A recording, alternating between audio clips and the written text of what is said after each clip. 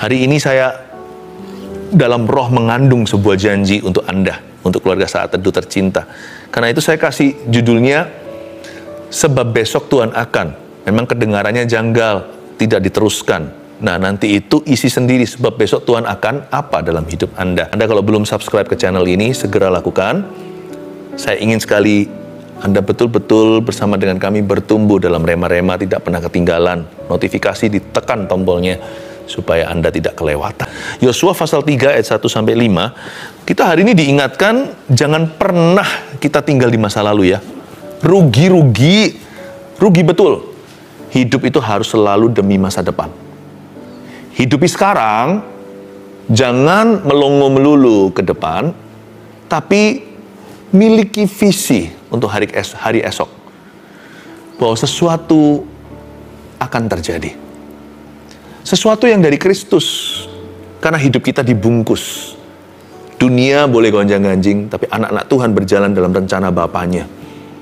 Sebab besok Tuhan akan, saya yakin besok Tuhan pasti.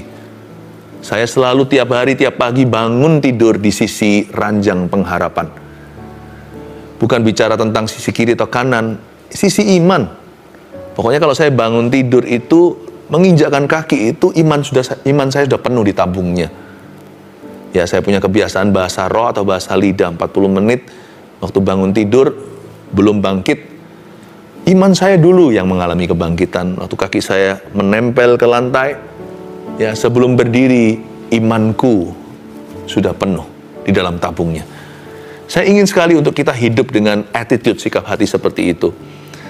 Jangan terus melulu hidup dalam penyesalan, hidup dalam kebanggaan, tapi semua itu di belakang. Buat apa? Ya kan? Hidup itu demi masa depan. Ada sebuah cerita bagaimana bangsa Israel segera akan menyeberangi sungai Yordan yang mereka tunggu-tunggu 40 tahun, akhirnya kejadian. Kita baca Yosua pasal 3 ayat 1-5. Yosua bangun pagi-pagi, lalu ia dan semua orang Israel berangkat dari Sitim, dan sampailah mereka ke sungai Yordan. Maka bermalamlah mereka di sana sebelum menyeberang. Setelah lewat 3 hari, para pengatur pasukan menjalani seluruh perkemahan dan memberi perintah kepada bangsa itu, katanya, segera sesudah kamu melihat tabut perjanjian Tuhan Allahmu yang diangkat para imam yang memang suku Lewi, maka kamu harus juga berangkat dari tempatmu dan mengikutinya. Hanya antara kamu dan tabut itu harus ada jarak kira-kira 2000 hasta panjangnya. Janganlah mendekatinya. Maksudnya supaya kamu mengetahui jalan yang harus kamu tempuh, sebab jalan itu belum pernah kamu lalui dahulu. Ayat 5 kita baca bersama yuk. 2, 3. Berkatalah Yosua kepada bangsa itu, kuduskanlah dirimu, sebab besok Tuhan akan melakukan perbuatan yang ajaib di antara kamu. Katakan amin dahulu. Amin. Ayat 1, Yosua bangun pagi-pagi, baru setelah itu ia dan semua orang Israel berangkat dari Sitim dan sampailah mereka ke sungai Yordan. Yosua itu bangun pagi-pagi, itu yang saya sebut roh antisipasi.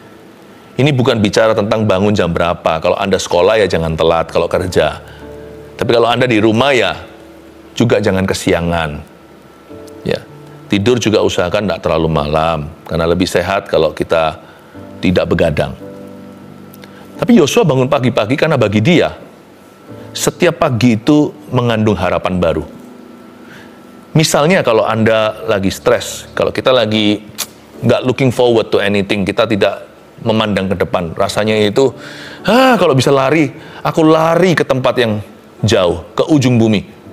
Biasanya kayak gitu, kita malas bangun dari ranjang kita. Maunya berlama-lama di situ, maunya menghilang. Tapi, jikalau hari itu adalah hari promosimu gimana? Kalau hari itu, Anda akan menikah. Wah, ya kan? Menikah dengan kekasih Anda. Hari itu hari pernikahan Anda, your wedding day. Atau hari itu Anda akan dapat suatu berkat.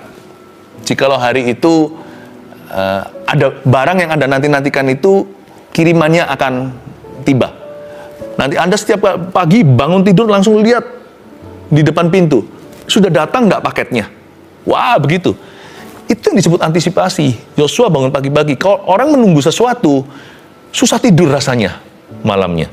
Kepinginnya cepat pagi, Menyongsong itu, apa yang dijanjikan, apa yang akan datang. Besok ini, Tuhan akan memberikan ini kepadaku. Besok, barang ini akan tiba. Oh, haleluya. Besok janji Tuhan digenapi. Kayaknya tidur gak bisa terlalu lama-lama. Kepingin langsung bangun. Kepingin lari. Kepingin segera menuju ke tujuan. Itulah yang disebut roh antisipasi. Biarkan kita tiap pagi itu Pak kayak begitu. Bukan berarti hidup itu mulus, tidak ada masalah. Tapi jangan hitung masalahnya. Hitung janji Allah. Janji Allah itu ada ribuan di dalam Alkitab. Pasti 1-2 hari ini mengena. Pasti 3-4 besok hari disediakan. Kenapa kita tidak berpikiran demikian? Bukan pikiran positif nih, ini pikiran iman. Kenakanlah iman. Ketopong keselamatan. Bahkan iman itu bukan hanya perisai, namun pedang. Bayangkan, tiap pagi itu kayak seperti nggak sabar. Padahal setiap pagi kita selalu menyapa Tuhan dulu, tidak terburu-buru. Tetapi roh kita itu udah nyampe ke situ. This morning something will happen to me. Something good. God is good. Allah baik. God is good all the time. All the time God is good. Roh antisipasi. Saya berdoa keluarga Saat Teduh punya roh ini. Ini roh kudus. Sebab roh depresi itu bukan roh suci. Tapi roh antisipasi.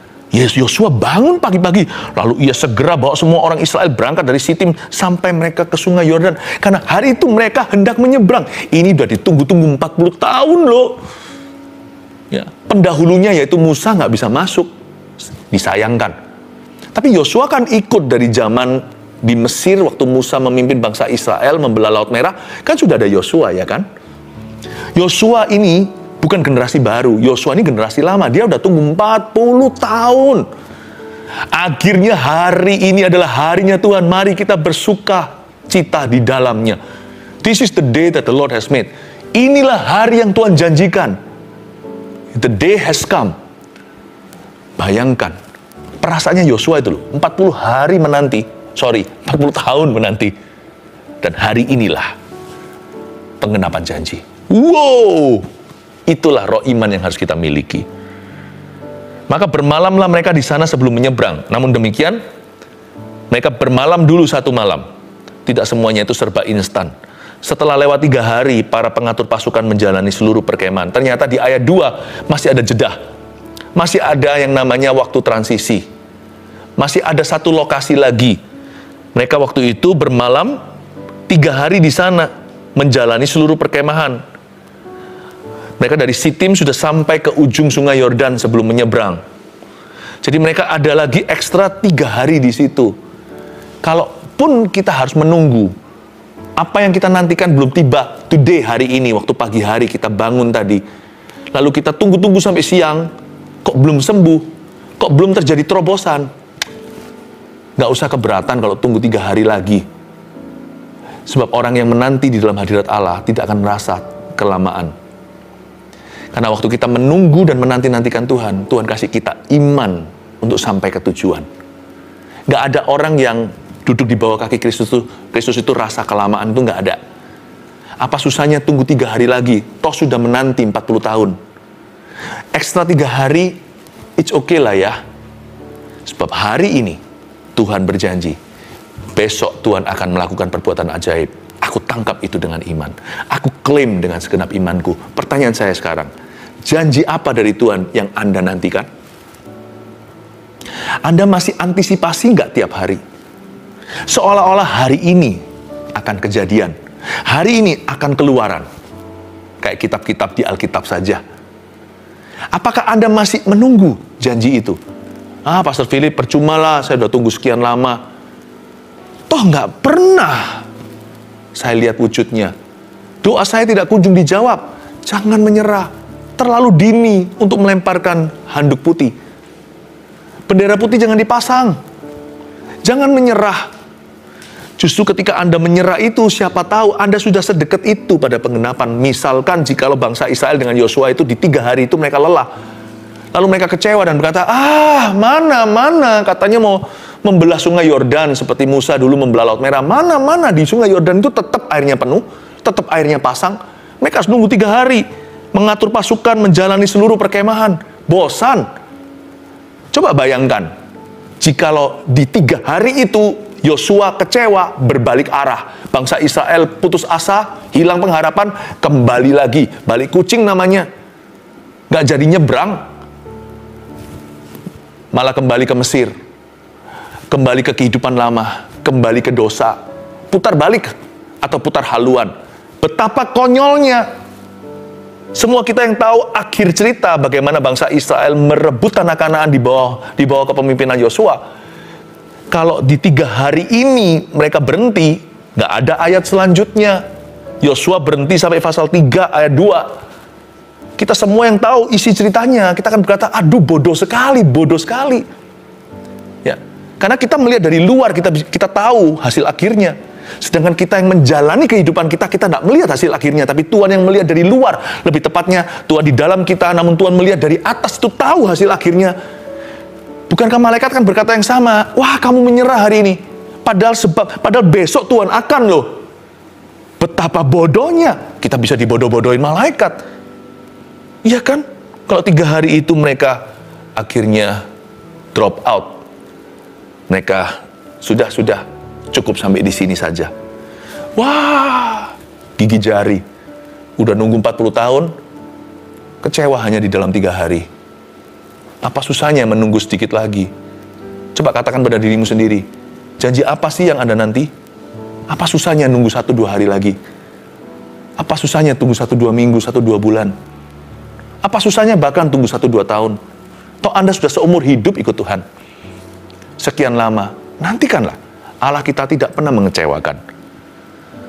Di ayat yang ketiga, Yosua memberi perintah kepada bangsa itu, katanya, segera sesudah kamu melihat tabut perjanjian Tuhan Allahmu yang diangkat para imam, yang memang suku Lewi, maka kamu harus juga berangkat dari tempatmu dan mengikutinya. Mari kita garis bawahi kata, segera sesudah kamu melihat tabut perjanjian Tuhan.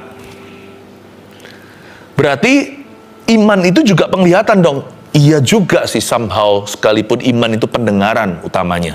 Iman timbul dari pendengaran, dan pendengaran oleh firman Kristus, Roma 10 ayat 17. Maksudnya iman bukan penglihatan itu, seringkali yang kita imani belum kelihatan. Kita harus percaya dulu karena sudah tertulis atau sudah diucapkan oleh firman. Apalagi kalau sudah melompat di hati kita dari firman yang tertulis di Alkitab, meloncat menjadi rema. Maka percayalah, sesuatu pasti akan terjadi. Kalau Roh Kudus mengucapkannya, seperti waktu penciptaan dunia, maka jadilah terang, terang akan jadi. Sebab Tuhan tidak pernah berdusta, Tuhan tidak pernah menipu anak-anaknya. Tuhan Yesus tidak pernah ada pertukaran bayangan. Tuhan tidak pernah pelin-pelan. Tuhan tidak kembali berbalik arah dari firman-Nya sendiri. Tidak ada satupun firman yang keluar dari mulut Tuhan akan kembali sia-sia. Tetapi sekalipun yang kita imani belum kita lihat, makanya iman itu timbul dari pendengaran. Tapi ada loh yang namanya mata rohani. Mata rohani itu adalah sikap hati. Mata rohani itu adalah apa yang Anda fokuskan. Misalkan kalau Anda lagi foto pakai HP-nya, kan bisa di zoom. Bahkan ada teknologi kamera, ada yang bisa di blur belakangnya supaya fokus hanya ke satu target itu. Mata iman kita harus fokus.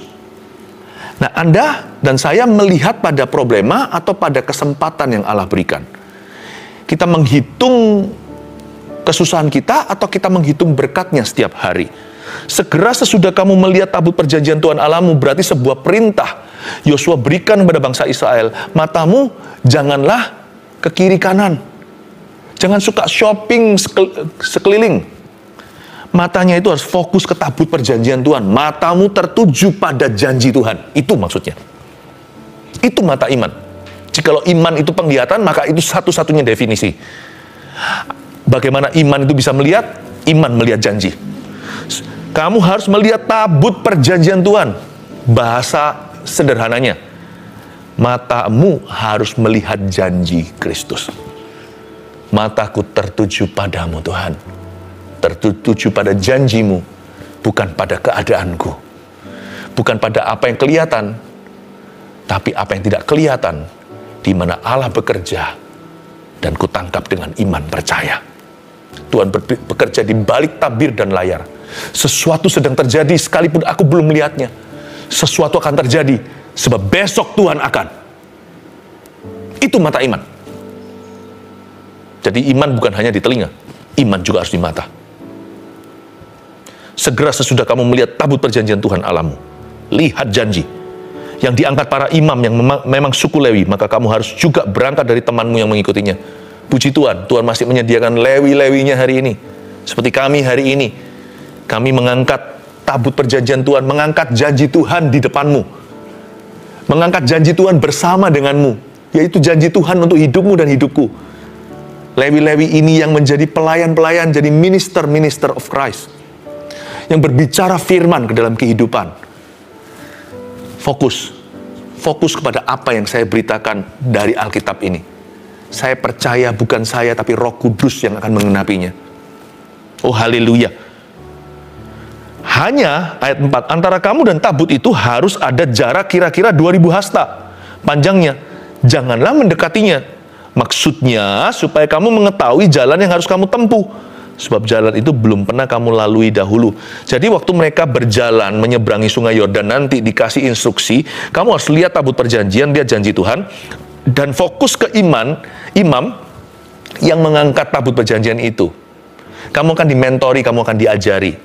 Nah nanti kalau kamu jalan, jangan terlalu mendekati, kasih jarak antara dirimu dengan tabut itu kira-kira 2000 hasta panjangnya.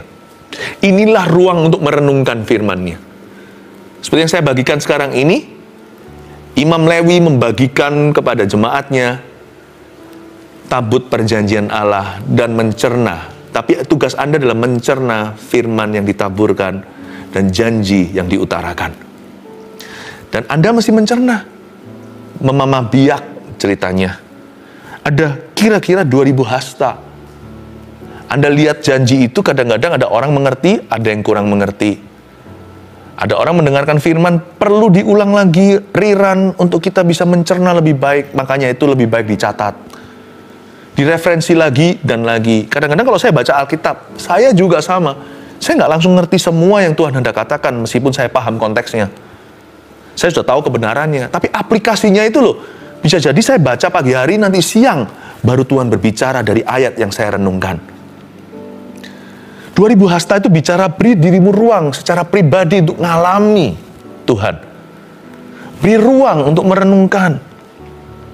Sebab janji Tuhan itu akan diberikan secara progresif penggenapannya. Demikian pula pengertian dan pemahamannya. Tuhan kasih itu secara progresif. Ya. Itu maksud Allah. Ayat 5. Berkatalah Yosua kepada bangsa itu, kuduskanlah dirimu, sebab besok Tuhan akan melakukan perbuatan yang ajaib di antara kamu. Ini kata-kata yang sangat membuat lega, sejuk di dada. Ini memberi semangat kepada orang yang sudah patah semangatnya.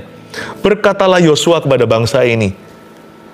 Berkatalah Yosua kepada bangsa itu, berkatalah kami kepada Anda hari ini, keluarga Saat Teduh.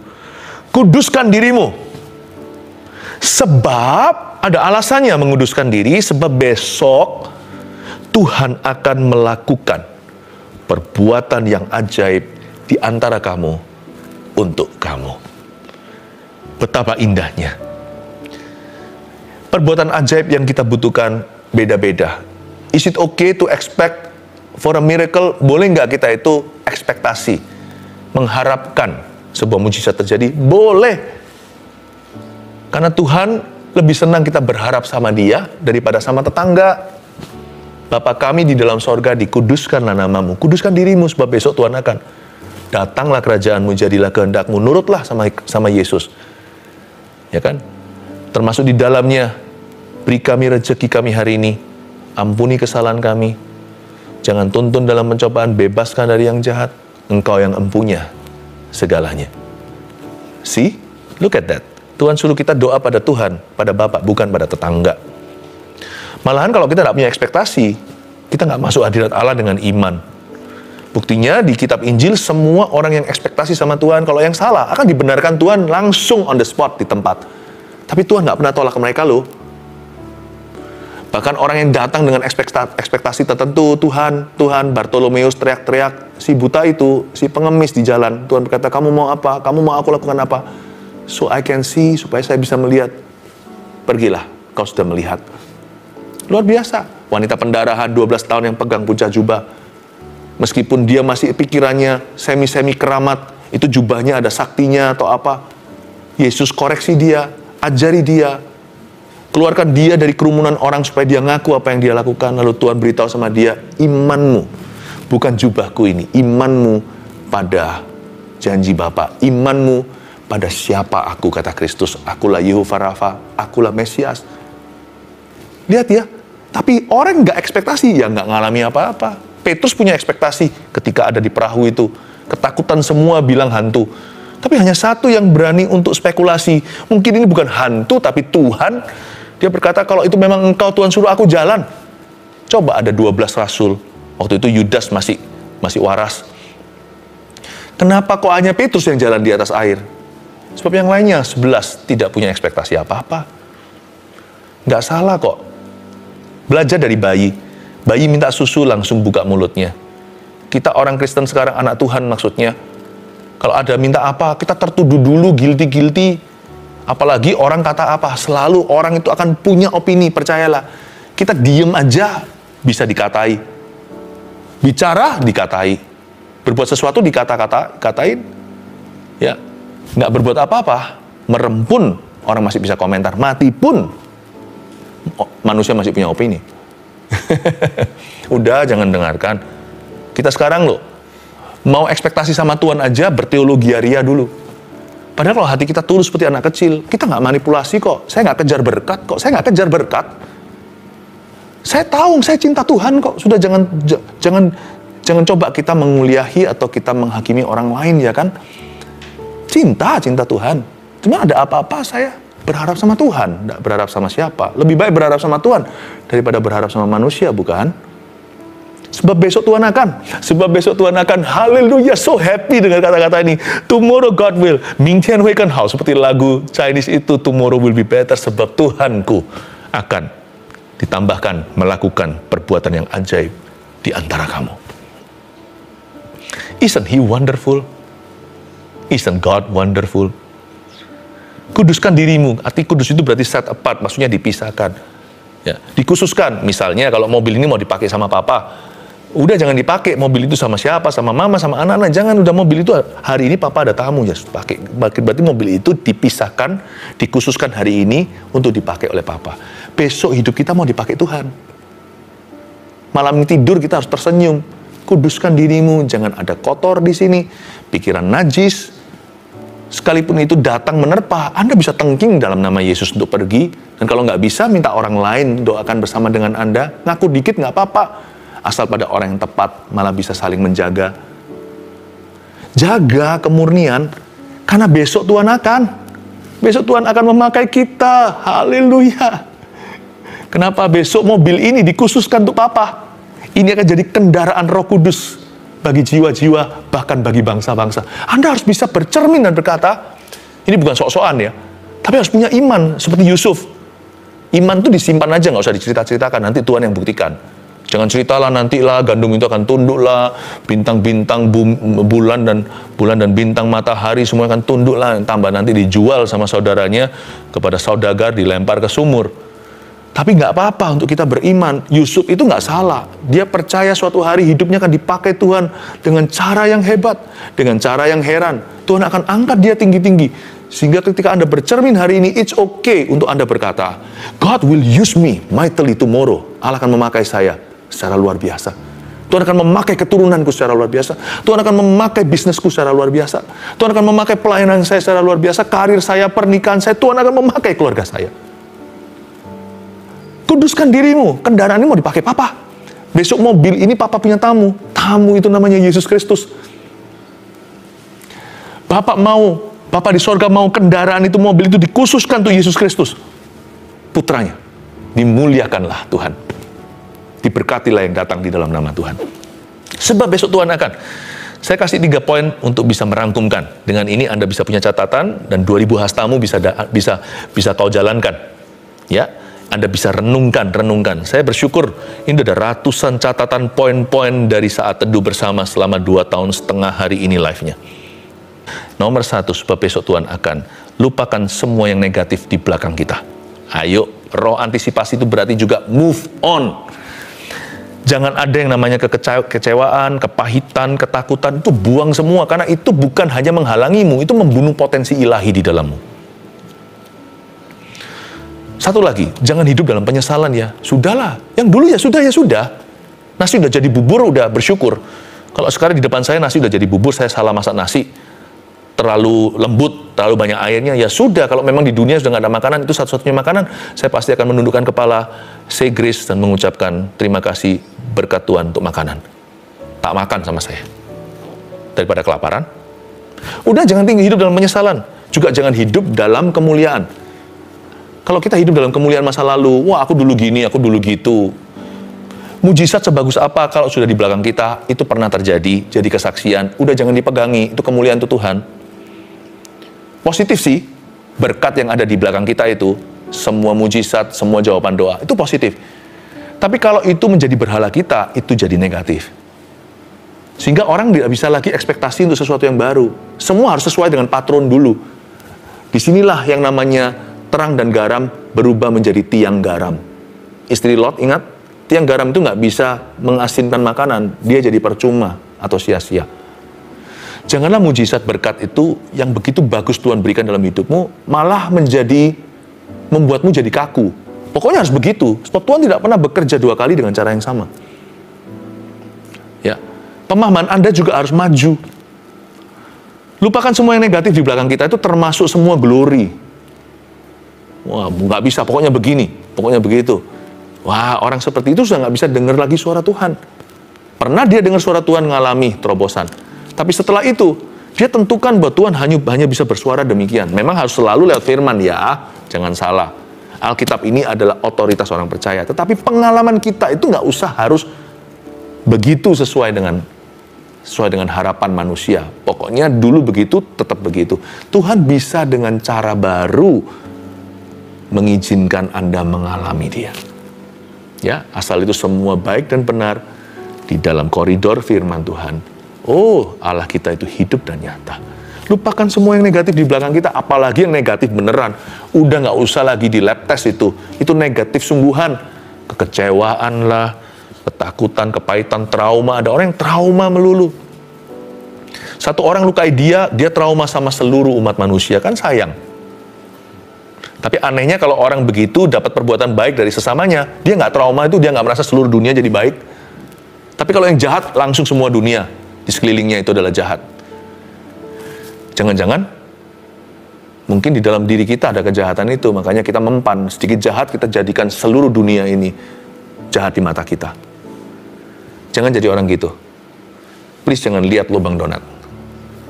Yang kedua, arahkan mata iman kita pada janji Tuhan. Dan cara terbaik untuk mengarahkan mata kita pada janji Tuhan adalah setiap pagi bangun dengan roh antisipasi dan buka Alkitabmu.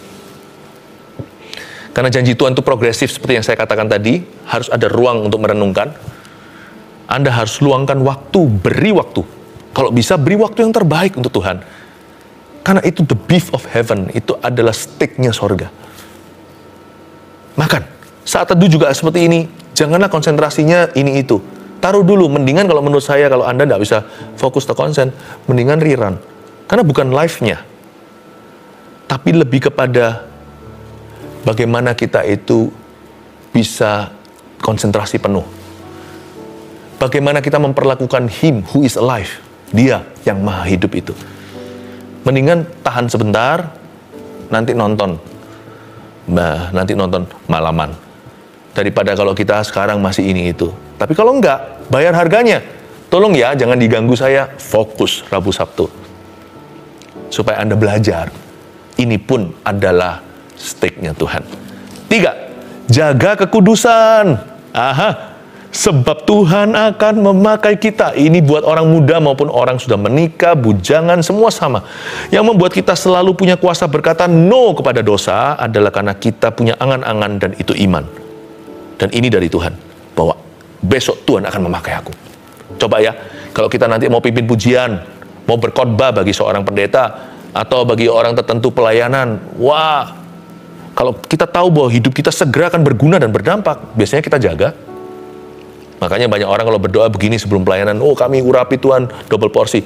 Nggak usah diurapi double porsi, jaga aja urapan yang satu itu setiap waktu. Itu akan bertambah-tambah. Sebab Tuhan akan memakai kita. Jangan pakai biasa-biasa. Jangan jual mahal sama Tuhan. Kalau minta sama Tuhan dipakai, sekalian yang luar biasa. Toh semua kemuliaan luar biasa itu adalah untuk Tuhan kita yang luar biasa. Katakan pada dirimu sendiri, Tuhan akan pakai saya. Coba bilang, Tuhan akan pakai saya secara luar biasa. Bilang tuh besok Tuhan, sebab besok Tuhan akan, bilang sebab besok Tuhan akan memakai aku secara luar biasa. Lagi, sebab besok Tuhan akan memakai saya secara luar biasa. Segala kemuliaan bagi Tuhan. Haleluya.